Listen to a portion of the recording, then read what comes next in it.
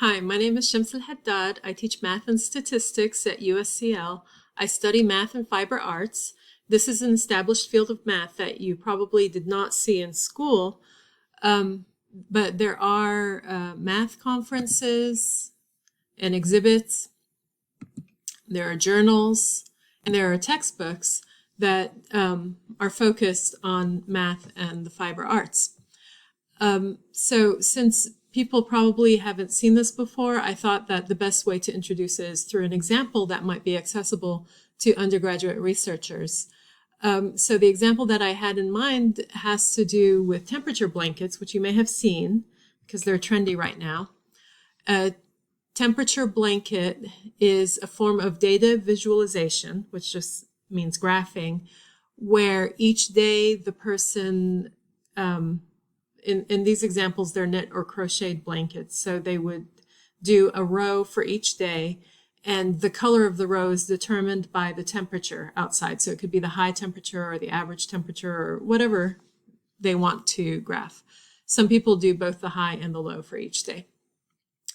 So you define each color to be a range of temperatures. So you could say like the 90s are red and the 80s are orange or something, and do it that way. So this is a single variable data visualization. And some people use embroidery, like in these pictures. And so you can do a pattern or something, but it's the same idea where each color corresponds to a range of temperatures. So data visualization or graphing has some standards. And whenever you saw data visualization in school, they probably told you some of those standards, like how to do the axes so that they're easy to read. And well, it depends on the type of graph. But anyway, each type of graph has standards and best practices. So it would be interesting to look at these, either the blankets or the embroidery, and see, do they meet these mathematical standards, or which standards do they meet? How easy is it to retrieve the information from the graph and stuff like that? It would also be interesting to see how many variables of data can be graphed. So like I said, some people just did one variable of data, like the high temperature, for example. Some people did two variables, the high and the low temperatures. And I am doing this one that's embroidery, and I'm graphing three variables of data.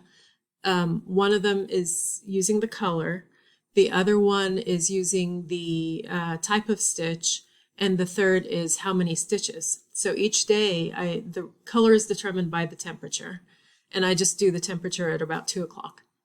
And then the number of stitches is determined by how many steps I took in each day, because I'm trying to meet an exercise goal. So this is tracking my exercise each day. And then the type of stitch, it determines like how I'm feeling each day. So I have one for just, average, normal feeling, one if I'm feeling sick, or like if I'm busy at work and I don't have time to walk, and, stuff like that. So I'm tracking sort of my mood each day as well. So I got up to three variables of data. It's possible to go higher, and depending on the type of fiber art that you use. So what qualities am I looking for in a student researcher? So this type of research project, you don't really need much experience in math or fiber arts, but you should have an interest in fiber arts. If you're going to spend time doing something, it should be something that is interesting to you.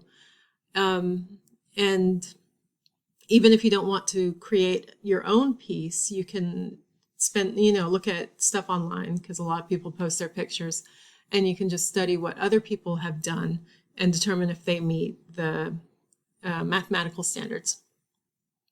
And this is just one example. There are lots of open questions in math in different areas of fiber arts. So if you are interested in knitting or macrame or beadwork is very mathematical. Cross stitch, like any area of fiber arts, you can contact me and we can figure out a project together, because I do have a lot of experience in lots of different areas of fiber arts, but my interest is mainly in embroidery. So hopefully I'll hear from you